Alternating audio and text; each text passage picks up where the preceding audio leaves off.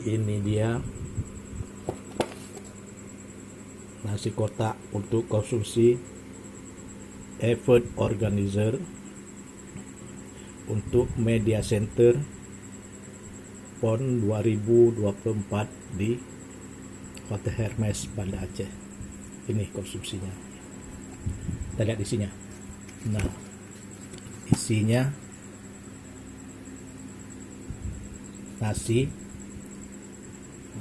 sambal, ayam, dan 2 potong timun. Nah, dari perusahaan Kutaraja Fried Chicken.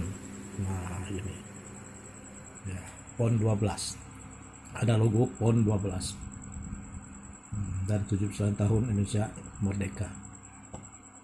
Nah, ini logonya, logo PON 12.